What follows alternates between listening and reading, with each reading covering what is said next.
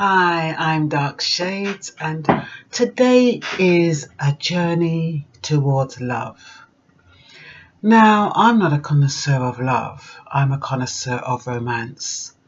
And for me, romance is what used to tick all my boxes. You know, if I was taken out for dinner, if I was bought a bottle of wine, if somebody remembered my birthday, I placed a lot of importance on that, not realizing that the journey to love is totally different.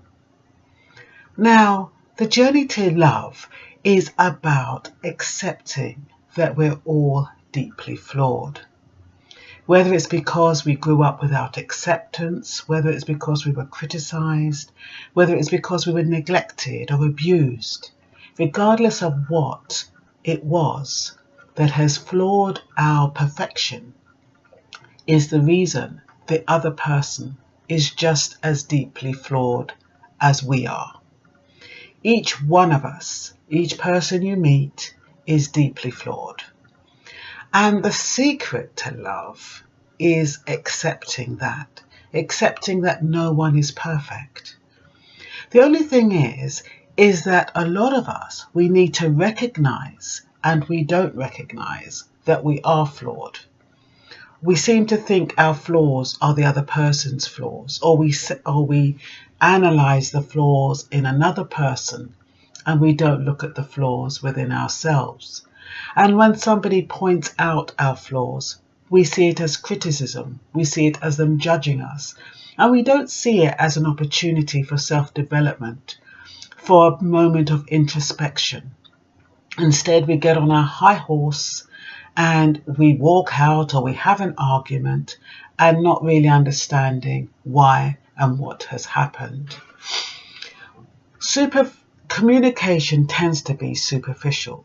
So you grow up with your mum and you grow up with your family and you wonder why the person you've decided to spend your life with is finding faults with you. And usually it's because our parents and our siblings and our friends didn't really have an invested interest. They weren't spending 24 hours a day with us. And so they tend to be a little bit more honest and feel that they can be so.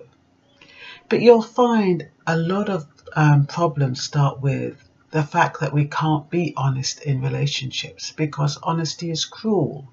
Honesty distances, honesty destroys.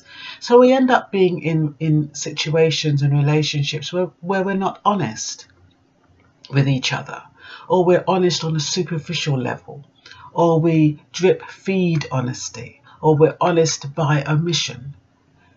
So a lot of us, we're in a relationship where we are not being honest, and that might be good, it might be bad, depending on what it is people are hiding.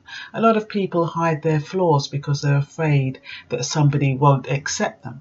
Can you imagine if somebody, some child in South Africa came to England and said she'd been gang raped 10 times to a potential mate?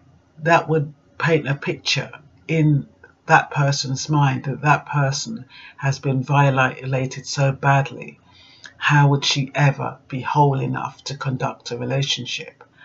And so a lot of us, we hide our past, we hide our little foibles because we don't want people to know that we're damaged.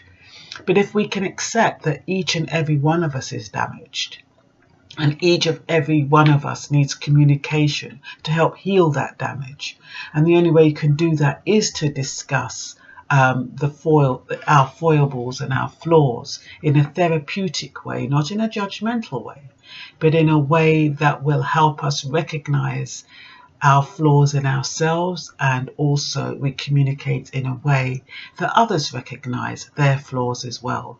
And so you end up building, and you end up self-improving, and you end up being a better part of yourself. And you also end up being the best part of yourselves, and the two of you have done that together. That is the journey to love. Love is practical. And while I personally love romance, it's not always practical because people have to work, their bills have to be paid, there's jobs to be done in the house. And when children are screaming, it takes the romance out. And if you're a romantic, that means the love is not going to last. So love has to be practical. You have to know the reason why you have decided to love someone else and make that commitment.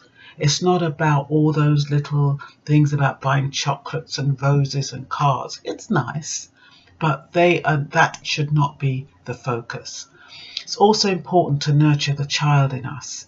Each one of us have a child that's inside us with a desire to be nurtured. And it goes neglected. It goes neglected by ourselves. It goes neglected by others, because a lot of us, when we speak to each other as though we're children, we see it as an insult. But if you think about when you address children, you're being generous with your system of interpretation. You are with a child. I'm more likely to say to my grandchild, if I see her doing something silly, oh, is it because you're not well, or is it because you're angry, or what's the matter? And I'll investigate.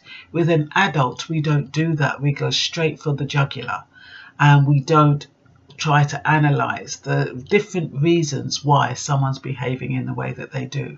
So if even in the Bible, it says God accepts everyone as, if they can come to him as children.